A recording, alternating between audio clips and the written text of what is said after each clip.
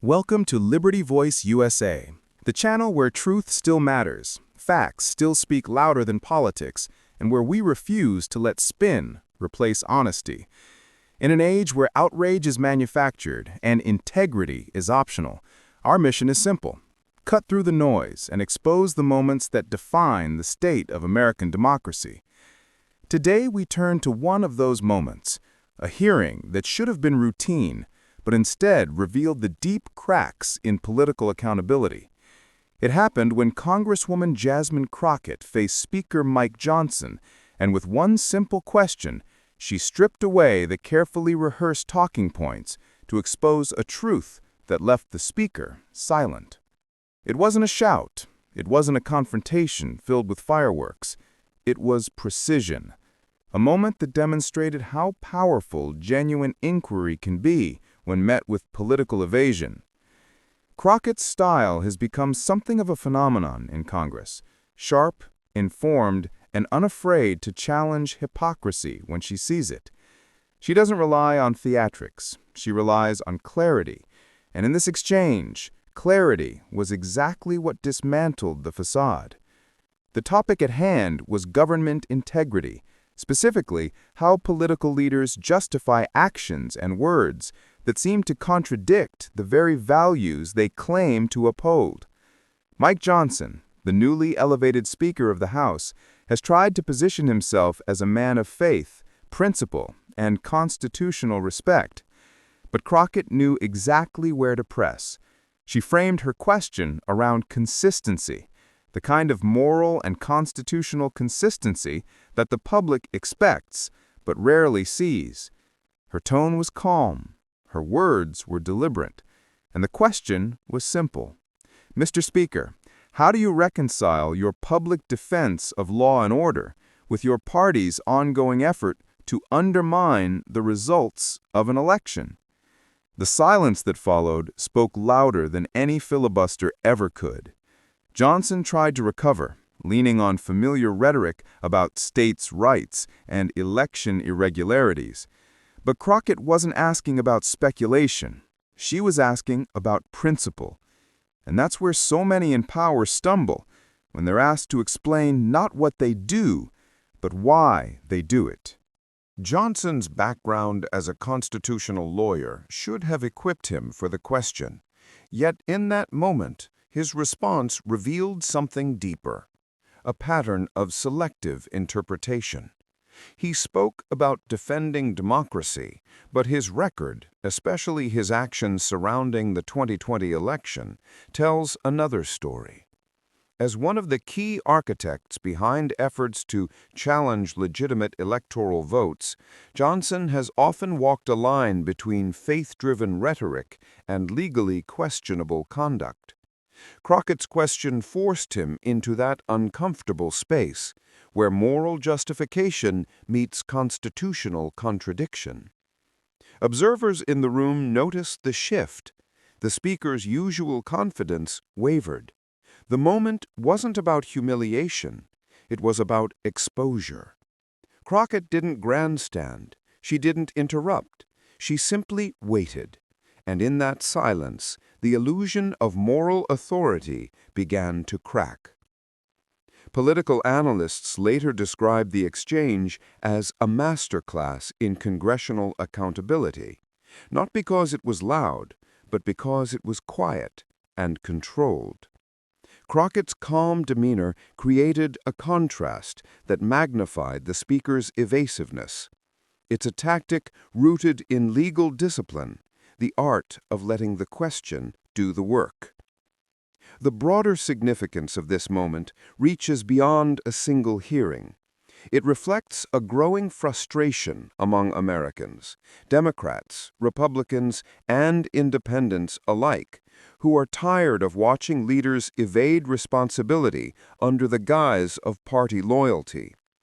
The exchange reminded many viewers that truth doesn't need to shout.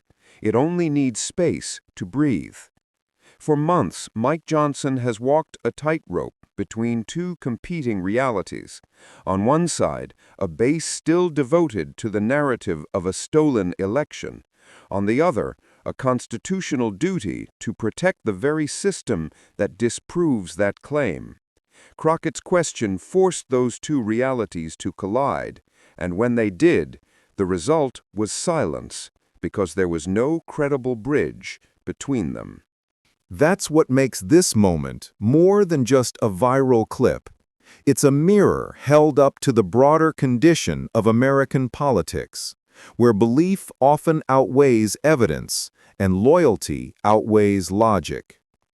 Crockett's composure reminded viewers that courage in politics isn't about volume.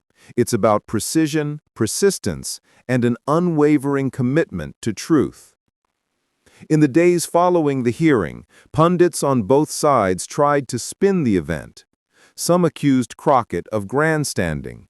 Others praised her for exposing what they saw as institutional hypocrisy. But beneath the commentary lies a simple fact. Accountability should never be seen as partisan. When elected officials are asked direct questions about their actions, the public deserves direct answers.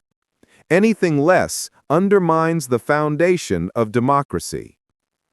Crockett's rise in Congress has been marked by moments like this, where she turns what seems like a routine exchange into a moral crossroads. Her approach is not rooted in anger, but in clarity, something increasingly rare in a political culture fueled by noise. She understands that every word spoken in that chamber carries weight, and that truth, when delivered calmly, can still cut through the thickest political armor. For Mike Johnson, this exchange was more than an uncomfortable few minutes. It was a reminder that leadership cannot coexist with selective truth. His silence wasn't just personal hesitation. It was symbolic of a broader political paralysis that grips Washington today. A paralysis created when the pursuit of power eclipses the responsibility of service. What Crockett exposed was not just a momentary lapse of judgment, but a pattern where moral conviction is often used as a shield for political convenience. It's a tactic that's been perfected over decades, invoking faith, freedom, and patriotism to justify policies or actions that betray the very meaning of those words. Her question didn't attack Johnson's faith. It illuminated how often faith is invoked to excuse contradiction. That's the power of a single, well-placed question in politics. It can pierce through rehearsed defenses, scripted talking points, and moral camouflage. It reminds those in power and those watching that accountability is not a partisan weapon, it's a democratic necessity. Even conservative commentators had to acknowledge the impact of the moment. One analyst on a major network admitted, "She asked the question most Americans have been waiting to hear." That's the point. It wasn't just Crockett's question. It was the question of a nation that has grown tired of watching leaders twist constitutional principles into partisan talking points. In the broader narrative of American politics, moments like this don't fade easily. They become reference points. Clips like these circulate not because they are entertaining, but because they are clarifying. They show, in real time, what truth looks like when it collides with evasion. And while the political world will move on, as it always does, the impression remains. Crockett's calm authority contrasted sharply with Johnson's unease, capturing the essence of what accountability should look like. It was less about confrontation and more about revelation. Less about winning an argument, and more about exposing a truth that can no longer be ignored. As this story continues to echo across media platforms, one thing becomes clear. The American public is hungry for authenticity. They are no longer satisfied with talking points, press releases, and partisan performances. They want to see real questions met with real answers. Crockett's moment didn't just challenge one politician. It challenged an entire culture of avoidance that has plagued Washington for too long. In the end, it wasn't just a question. It was a test of honesty, of courage, and of leadership.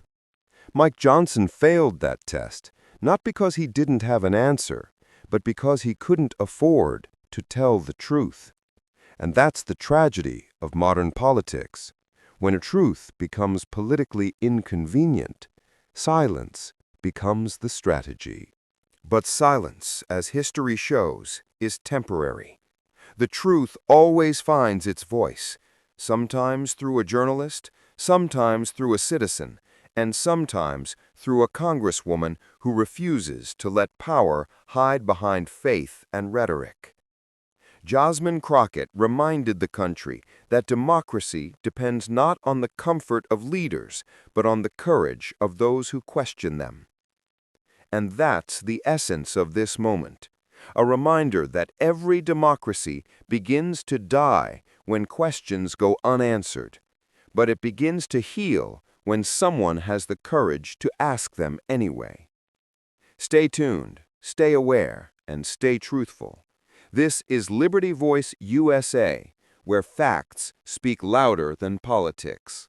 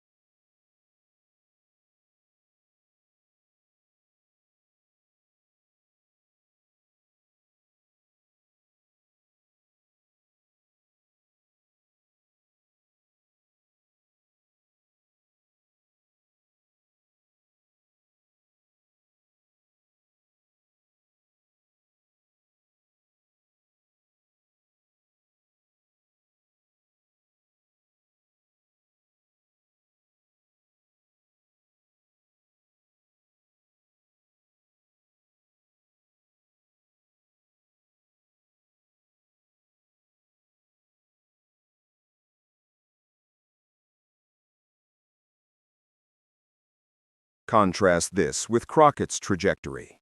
Born in St. Louis in 1981, she grew up watching her mother, a retired Army colonel, embody quiet strength amid systemic barriers. As a public defender in Dallas, she fought for the voiceless, overseeing more than 200 jury trials, exposing injustices in a justice system stacked against the poor and the pigmented. Elected to Congress in 2022, after flipping a Republican seat, she's been a thorn in the side of MAGA orthodoxy from day one. Whether grilling big oil execs on climate denial or calling out election deniers for January 6th complicity, Crockett speaks in plain English, laced with Southern cadence and unyielding facts. Her low IQ moment isn't isolated. It's the latest in a string of clashes that reveal her as the anti-Trump. Where he blusters, she builds cases. Where he divides, she demands accountability. But let's not romanticize too quickly. This exchange isn't just theater. It's a microcosm of the fractures threatening our republic. When a president weaponizes insults against elected representatives, it normalizes a toxicity that seeps into every corner of society. We've seen the fallout. Threats against Crockett spiked after her MTG takedown, forcing her to beef up security. AOC's faced death threats for years, her office a fortress of resolute amid the vitriol. And Trump? His low IQ barbs echo the birtherism he peddled against Obama, the casual racism that coded shithole countries as policy. It's a strategy of diminishment, designed to discredit before debate even begins. Yet Crockett's stun lies in her refusal to be diminished. By guaranteeing his IQ is the real low bar, she doesn't just clap back, she invites scrutiny, turning the mirror on a man who's spent decades dodging it. What black woman hurt him isn't gossip, it's a probe into the psyche of power, questioning why threats from competent black women elicit such fixation.